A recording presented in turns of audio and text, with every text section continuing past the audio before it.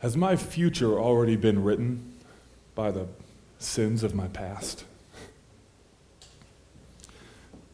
Can anything really change? I've made so many mistakes, God. I've made so many mistakes.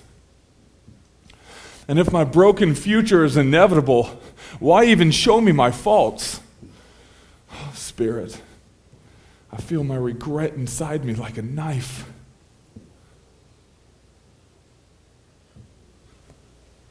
Can this be? Is this real? A dream? A vision? A gift? The gift of perspective. Oh, I won't waste another second. As if a man gifted a coat and refusing to put it on. Today, now, I choose to put on love. I forfeit the furrowed brow and I declare my life for good. From now on, when Ebenezer Scrooge enters the door, let the room respond to a smile, a fresh start. If they mention my name, may it be coupled with saint. They may argue my lunacy, but they will never again argue my generosity and love. Today, Ebenezer Scrooge writes a new story.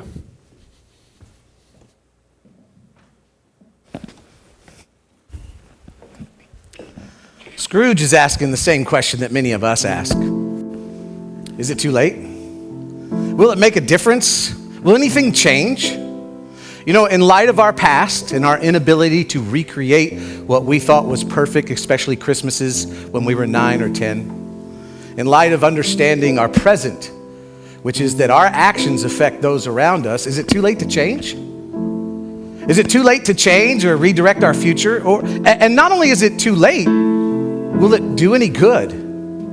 Will it do any good? In other words, Scrooge is discovering, is my future already written? Is it too late? Can I change it now?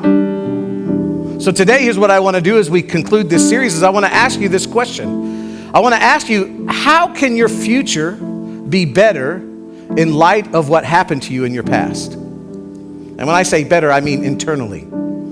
How can you be a better person in light of what's happened to you in your past? See, we didn't choose the things that happened to us when we were 9 or 19 or 29. It's almost as if those things chose us, but they left us with choices. We choose how we respond to the things that happen to us, and how we respond empowers us to turn bad things into good. How we respond empowers us to turn wrong things into right, empowers us to reverse the course of your future life. But it's easy to miss at the time because of the pain or the trauma. And when you lose sight of this ability, you become a victim. And when you're a victim, you blame.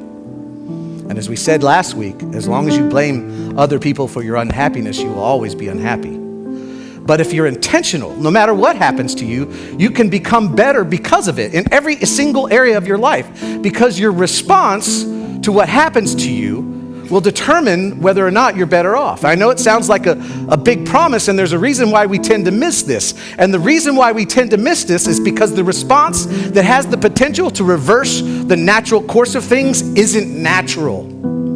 It doesn't come natural to us. It isn't intuitive. And that's why we miss this. And this is the life that we've all been invited to join. Whether you're here and you're a Jesus follower or not, or maybe you're watching online, it doesn't matter whether you're a Jesus follower, but if you are a Jesus follower, you've been invited to live this type of life. Because think about this. The history of our faith is populated by men and women who responded to hardship, unexpected circumstances, and most of all, difficult relationships.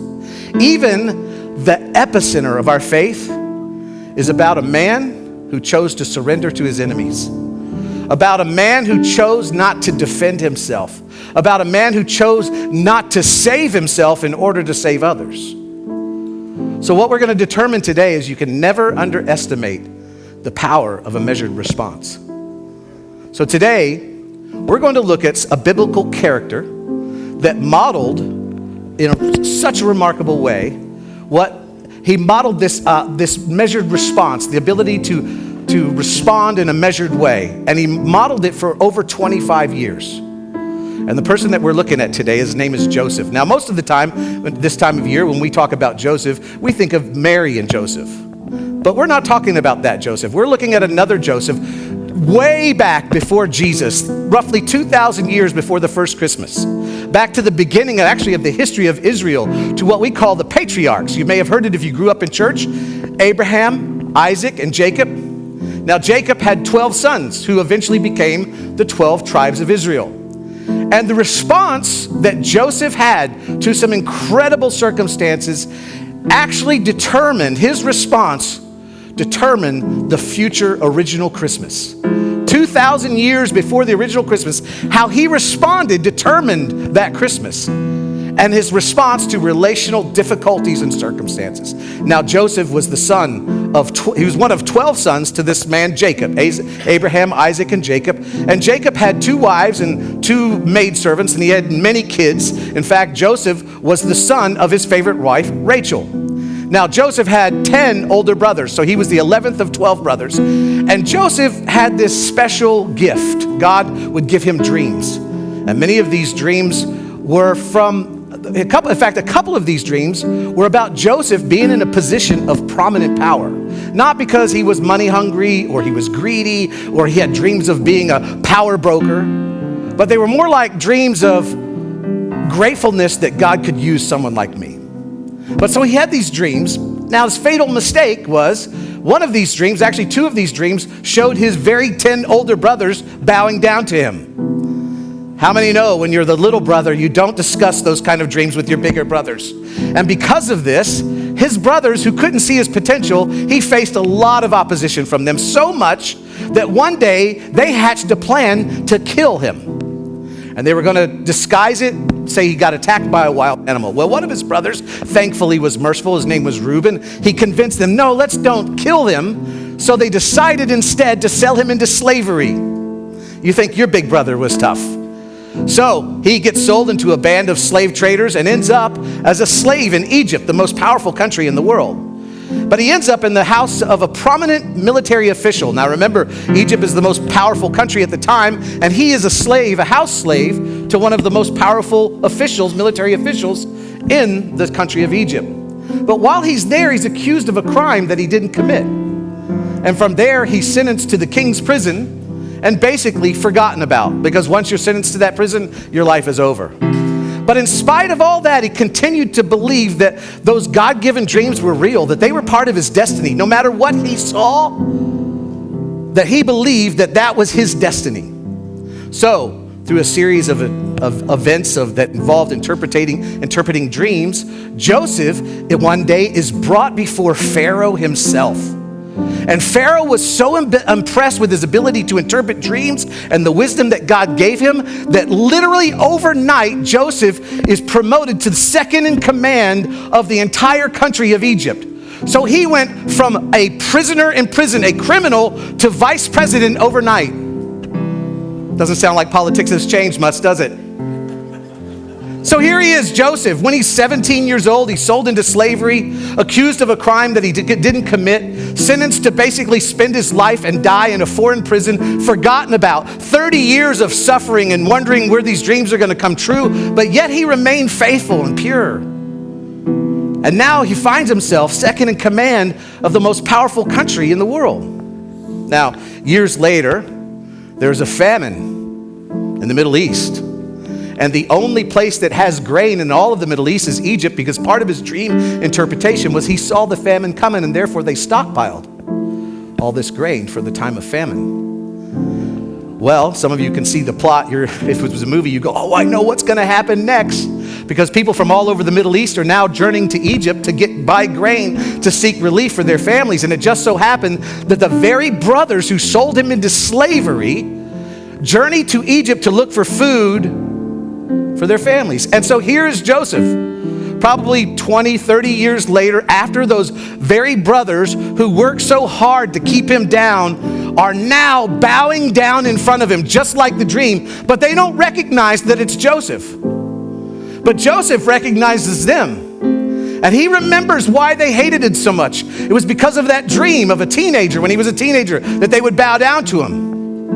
And that's why they sold him into slavery, because they're like, oh no, we're not bowing down to you. Now here we are years and years later, and here they are bowing down to him, not even knowing that it's him. Now he could have revealed himself. He could have gotten even. He could have inflicted on them what they did to him, but many times over. How does the saying go? The best revenge is a life well lived. Doesn't hurt either being the second in command of the most powerful country in the world, right? So he could have done anything he wants. And he does reveal himself to them, but not for harm. He says one of the most powerful statements of forgiveness in the whole Bible. And not just forgiveness, but also an understanding of God's plan. Look what he says in the book of Genesis, the very last, Genesis chapter 50, the very last book. He says his brothers then came and threw themselves down before him. So he's revealed himself to him. Look what they said. We are slaves to you. We know we made you a slave. Now we're slaves to you. But Joseph said to them, do not be afraid. Sounds like what the angel said to the shepherds. Do not be afraid. Am I in the place of God? You intended to harm me, but God intended it for good, to accomplish what is now being done, the saving of many lives. So then, again, don't be afraid. I will provide for you and your children. And he reassured them and spoke kindly to them. And that statement, he says, what you meant for evil, God turned around for good. How could he say that? How could he, after what they've done to him, and if he punished them, if he executed them, if he put them in prison, everyone reading the story or watching the movie would say, yes, finally, revenge at the end of the movie. Remember what I said earlier? Just like you didn't choose what happened to you when you were 9 or 10 or 15. It's the same for Joseph. He didn't choose to be sold into slavery. He didn't choose to be accused of something that he didn't do and imprisoned for most of his life, but he did choose how he was going to respond. And how he responded, the choice started long before those brothers were bowing down to him. He chose to respond. It started with the circumstances. Every time something bad happened, something that didn't go along with what he thought his plan for his life was, or according to those dreams, he chose how to respond. And his response empowered him to turn bad things into good things. His response empowered him to turn wrong things into right things, and to reverse the course of his life. But it's so easy to miss the response, especially when you're in the middle of pain and in the middle of trauma. And it's the same for you. Your response to what happens will determine whether or not you're better off in the future.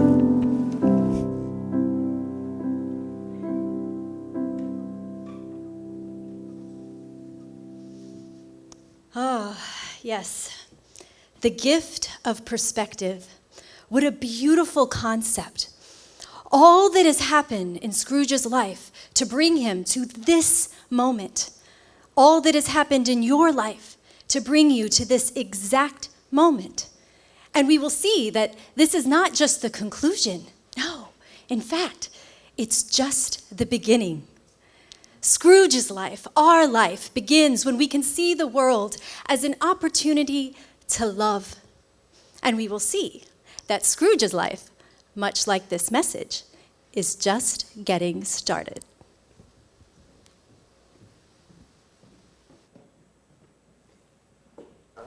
So I want to tell you another story. And our second story is another story of brothers. In fact, they're twins. Twins, Basil, twins. And they're Jacob and Esau. And Jacob and Esau are actually the father and the uncle of our first story, Joseph. They're the father and the uncle of him. And like most families, they were dysfunctional. In fact, this dysfunction started right away, even in the womb. Here's how it starts. It says, Isaac, who was their dad, prayed to the Lord on behalf of his wife because she was childless. And the Lord answered his prayer, and his wife Rebekah became pregnant. The babies jostled each other within her. Now remember, they don't have ultrasounds, so she doesn't know why there's jostling. She says, why is this happening to me? So she went to inquire of the Lord. So the brothers are already fighting. You think you have it bad on the way to church, you want to turn around and smack your kids in the back seat? They're not even born yet, and they're already fighting. Here's what God says. The Lord said to her, 2 nations, this is the first ultrasound that we see. The 2 nations are in your womb, and 2 peoples from within you will be separated. One people will be stronger than the other, and the older will serve the younger. So already, if this was a movie, we see the drama unfolding because God tells her there's twins in your wombs. And he says these 2 brothers will actually become 2 nations, but the older will serve the younger, which is not the way it worked in this culture. The oldest got all the privileges. It says when the time came for her to give birth, there were twin boys in her womb. The first came out and was red, and his whole body was hairy, like a hairy garment. So they named him Esau. That's what it means. After this, his brother came out with his hand grasping Esau's heel, so he was named Jacob. Isaac, their father, was 60 years old when Rebekah gave birth to him. So Esau is born, but his brother is born second, Jacob, and he's grasping on to the hand of his brothers. So because of that, they named him Jacob, which actually means supplanter or deceiver, or we might say a con man. So he goes around his whole life being called supplanter or con man. So these two boys grow up, and Esau was an outdoorsman, and he liked to hunt. And his father, Isaac, loved the game that he would bring home, and so Isaac liked his son Esau better. Now, Jacob's manliness his expression was different. He liked to hang around the tents and cook. He was more like a Gordon Ramsay, okay? And so his mother, Rebekah, liked him the best. So one day, after coming in from hunting, Esau says to Jacob, I'm famished. He actually talks like Roy Kent of Ted Lasso. He's red, though. Looked like Roy Kent, but red hair. He says, I'm famished. Let me have some of that freaking stew, okay? Now, if those of you who watch Ted Lasso, you should know what goes in there. Anyway, so his brother, the deceiver, sees an opportunity to take advantage of Esau. And here's what he says. First, and they're all English, by the way. First, sell me your birthright. Now, the birthright was, among other things, the inheritance that the firstborn received. See, the firstborn was expected to become the patriarch on the family, carry on the family name, take care of the parents. And because of that, he received a major percentage of the income. In many instances, if you were the older brother, you received half of all the inheritance. And so, and then the other sons would split the rest. So in a moment of weakness, Esau sells that right of inheritance, what we call the birthright, for what we can tell a bowl of soup. Now, I don't want you to miss this because we're all prone to do that. We're all prone to, in a moment of weakness, to give up our inheritance for a bowl of soup, whether it's sex, whatever it is. That's why they say when you get tired or hungry or burn out, you're more prone to give into temptation. It says in verse, first sell me your birthright. And verse 34, it says, then Jacob gave Esau some bread and some lentil stew. He ate and drank, and then he got up and left. So Esau despised his birthright. So now he sells his birthright, but it gets worse. Years later, as Isaac is on up in age, it's coming a time where it's time for Isaac to give his final blessings to his sons. And in this culture, you took a lot of stock of those blessings, especially if they were words from God.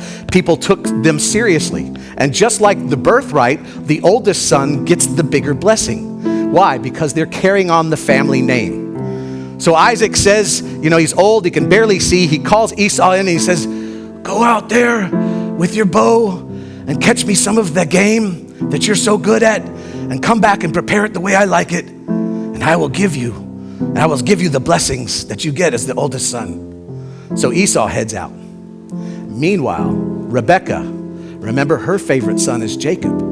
she is listening at the doorway as Isaac spoke to his son. So as Esau heads out into the field to catch game for his father, she calls her favorite in and says to Jacob, Jacob, I heard your father say to your brother Esau, go out and catch me some game and prepare it the way I like it. And when you come back, I'm going to bless you before I die. So here's what I want you to do. Jacob, go out to the flock, grab 2 of the best young goats and bring them in here, and I will prepare them the way your father likes, that savory flavor. And I will prepare that, and then you're going to take him in, and then after he eats, he will speak the blessing over you. And Jacob says, but Mom, Esau's hairy. I have smooth skin. If he reaches out and touches me and finds out it's me, he might end up giving me a cursing instead of a blessing. She says, don't worry. I'm going to take care of it. So Jacob goes out and finds 2 goats and he brings them in and gives them to his mother. And the mom begins to prepare them in that savory way that her husband likes it. She takes some of the clothes from her oldest son Esau and puts them on her younger son Jacob.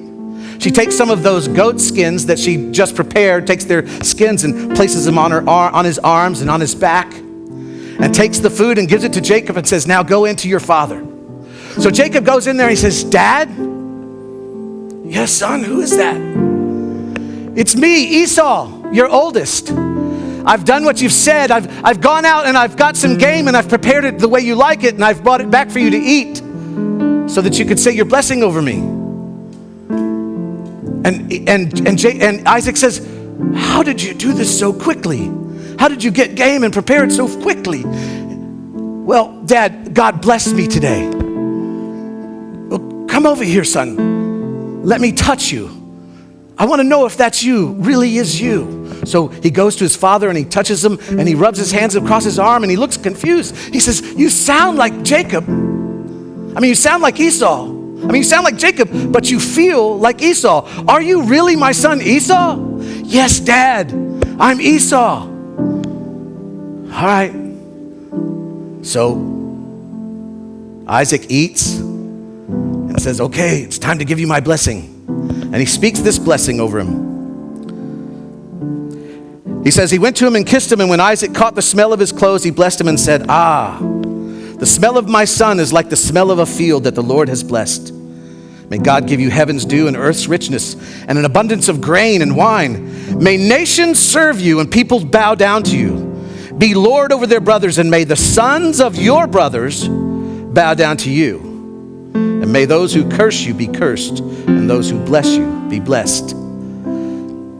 As soon as Isaac was finished blessing Jacob, Jacob had barely left and Esau arrives. And he takes the game that he caught or that he killed and he prepares it for its father. And he walks in, he says, Dad. He says, Dad. He talks like Roy Kent. Dad, the meal I have for you. Eat it and speak the blessing for me. Who are you? I'm your oldest son Esau. I've already eaten. If that wasn't you, then who was that? Because I gave him the blessing. And because I blessed him, it's too late. I can't bless you. I've already blessed him. And Esau begins to figure out what's happening and he cries out. He says, bless me too, Dad. I can't. I've already given your brother the blessing. Oh, you named him correctly, supplanter. He's grabbed me by the heel again. He did it once when he stole my birthright. Now he's stolen away my blessing. Can't you bless me too? I've already made him your master. I've said that all his brothers and your sons will serve him. I've granted him prosperity with all an abundance of grain and wine. That's not much more I can do. And Esau's like, God, Dad, bless me too. He says, okay. Here's what he says. His father Isaac answered him, your dwelling will be away from earth's richness, away from the dew of heaven. You will live by the sword and you will serve your brother. But when you grow restless, you will throw his yoke from off your neck. Thanks for nothing, Pops. It says, Esau, verse 41, Esau held a grudge against Jacob because of the blessing his father had given him. And he said to himself, the days of mourning for my father are near, and then I will kill my brother Jacob. So Jacob hears about Esau's threats to him, and he leaves. And Esau never sees his brother again. And maybe some of you're here today and you can relate to Esau. If it wasn't illegal, you might have killed your brother, you at least thought about it. Or maybe your father. Maybe you've been so angry in your heart that you've hated them and you haven't talked to them. You have nothing to do with them, and they've tried to reconnect with you and you won't answer their calls, and you send back the presents for the grandkids because you want nothing to do with them. Or maybe you're Jacob in the story. That you wouldn't dare contact your brother or your sister or your parents because of what you did. Because they said, the last words they said to you was, they never want to see you again. So maybe you can relate to this story. Well, Esau does eventually hear from Jacob. By this time, Esau is blessed. He has plenty. He's a rich man. And one day some messengers arrive and they say, we have a message from your brother Jacob.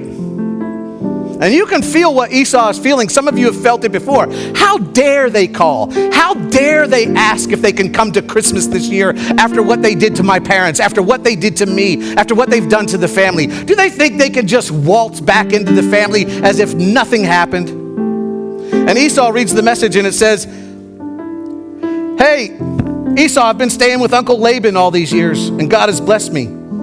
So I was hoping we could get together, so I'm headed there now. So Esau tells the messengers, you tell Jacob, don't bother coming here. I'm coming to him.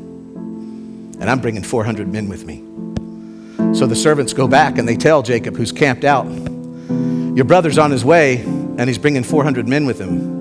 Now the reason you bring 400 men with you is because you're ready to fight. So Esau gathers up his men, 400 men, and they start heading out to where Jacob's entourage is camping.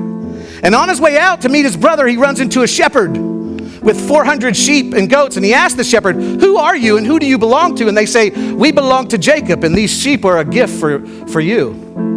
And then a little ways further he goes and there's a herd of camels and a herder. And he asks them, who do you belong to? And they say the same thing. And it happens over and over and over. Cows and bulls and donkeys, all of these herds that are a gift from Jacob to Esau. And finally, Esau gets to Jacob and his family. It says, Jacob looked up and there was Esau coming with his 400 men. So he divided the children among Leah, Rachel, and 2 female servants. See, by this time, Jacob had 2 wives that had kids and he had 2 servants that had kids. And so he's dividing them up. And it says he put the 2 female servants and their children in the front. So it's actually by how he liked them. He put the servants up front and their kids. And then he put Rachel and Joseph in the rear. Then he himself went on ahead and bowed down to the ground 7 times as he approached his brother. So what he's doing is he's putting these groups of kids and wives and women in front of him. And remember, he's the deceiver. He's the con man. He's the supplanter. He ran once. So if he starts to attack his family, he's going to run again. But that doesn't happen. Look at verse 4. But Esau ran to meet Jacob and embraced him, threw his arms around his neck and kissed him. And they wept. And Esau forgave his brother. If this would have been a movie, we would have said he had every right to do to him what Jacob had done to him. But something happened on the way to meet Jacob that day. They say that his heart grew 3 sizes that day. See, God did something in his heart, and it was at a crucial point too. Because Jacob, if you go to Matthew, when it looks at the genealogy as it goes into the Christmas story, Jacob is listed as one of the descendants of Jesus. And if God hadn't done something in Esau's heart, if God had killed Jacob that day, it would have directly affected Christmas thousands of years later, before the birth of Christ. And again, I go back to what we said in the beginning. Never underestimate the power of a measured response. You know, the band Genesis had a song that says, they say that time is a healer. But I've seen time turn wounds into bitterness. And remember, unlike our first story where Joseph did not choose what happened to him, Esau did. Esau chose to give away his inheritance. Esau chose to give away his birthright. But yet he still blamed Jacob. And remember, as long as you blame others for your unhappiness, you will always be unhappy.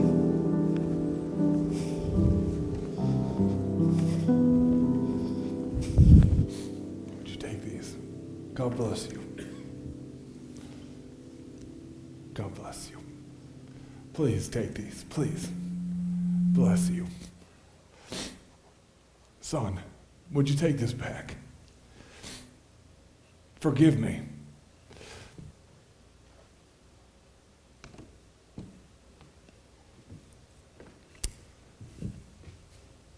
What an amazing relief that grace can break the chains of all that I've ruined. That freedom is not a concept to be fantasized, but is the truth that is sewn into the fabric of reality.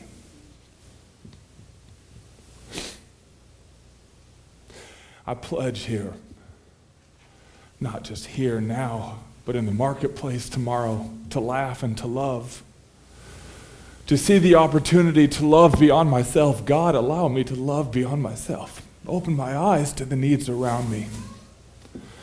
Open my eyes to my family, to cherish and embrace love without condition. See that the opportunities are endless. And God, I go forth to seek every one of them.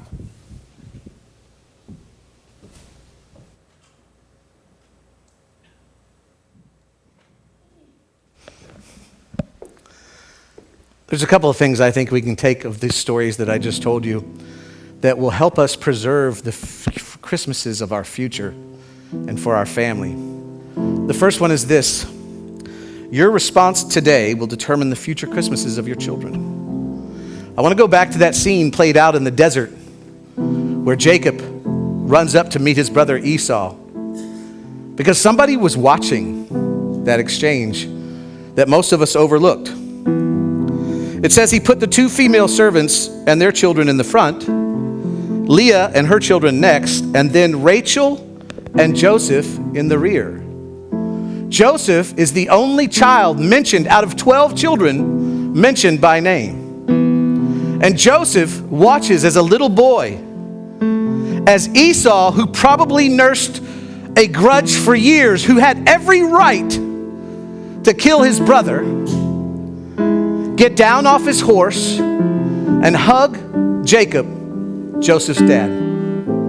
Instead of responding with revenge or getting even, he chooses to forgive him. And then some 30 years later, here's Joseph standing before the brothers, the very brothers who sold him into slavery, and through a set of circumstances, what they intended for evil to hurt him, God turns it around for good, and he becomes the second most powerful man in the world, years after being sold to slavery. And here's those same brothers bowing down before him, coming to him to help, not knowing it was him. And Joseph had the power to do to them what they did to him many times over. But instead, he says, what you meant for evil, God meant for good. I forgive you. Now let me ask you this question. How are your kids and my kids going to learn the principles of forgiveness? How do you want your children to treat one another as adults? How do you want them to treat you? Your future Christmases are determined by the response that you have today. Here's the second thing I want you to see. Your response today will also determine your future Christmas. I want to go back to that part of the blessing that Isaac spoke over his son Esau. Remember when he said this, you will live by the sword and you will serve your brother, but when you grow restless, you will throw his yoke from your neck. It's interesting, isn't it? What yoke is that? Jacob didn't have a yoke around Esau's neck. Jacob was gone for 20 years. Esau never served him. In fact, Esau became rich. He built his own wealth. What yoke was that? There's a yoke of bitterness, of anger, and hatred. and unforgiveness that Esau had placed around his neck. See, when you are angry and unforgiving, you become a slave to the person you're angry with. And God knew 20 years before this, you're going to serve your brother Jacob, but not serve him physically. But you're going to place a yoke of anger and bitterness on your neck that only you can take off. And one day, he says, you will throw his yoke from your neck. When you're ready, you will throw off that unforgiveness. For some of you, it's time to throw off that yoke of unforgiveness. It's time to throw off that yoke off your neck, because that's what it is. Your anger or your unforgiveness makes you a slave to the person that you're angry with. And just like Jacob, God says, when you're ready, you're going to throw that yoke off. A yoke that's designed to enslave you in your own bitterness. Guess what? Today is the day that you rewrite your future. Today is the day that you rewrite your future Christmases, not only for you, but your family. And it starts today.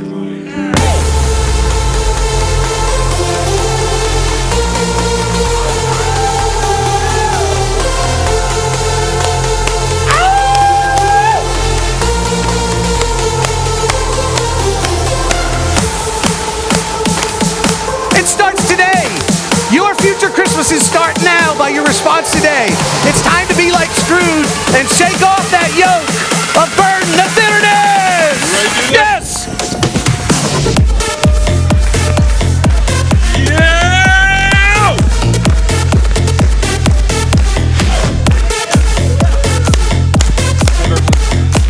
Hey, if you would stand, please. I hope that you've enjoyed this series on the Christmas Carol. And so what we'd like to do on the last Sunday before Christmas, not only invite you to our Christmas Eve services, but we would like to close out this series with a carol. So would you join us as we sing Joy to the World? Why? Because we have everything to be excited for, because not only have we been forgiven, we have the power to forgive those who've hurt us.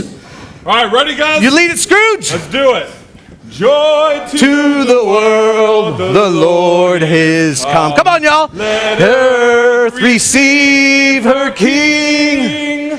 Let every heart prepare him room. and Heaven and nature sing. Let heaven and nature sing. And heaven and nature sing.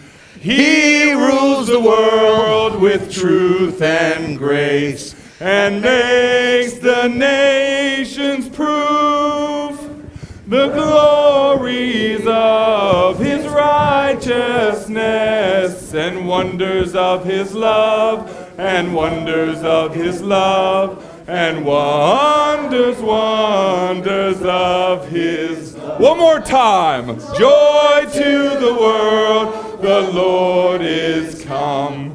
Let earth receive her King. Let every heart prepare him room. And heaven and nature sing. And heaven and nature sing. And heaven and nature sing. God bless you guys. We'll see you on Christmas Eve. We've got 2 Christmas services. And if we don't see you, have a very Merry Christmas. We love you. God bless you. Dance your way out.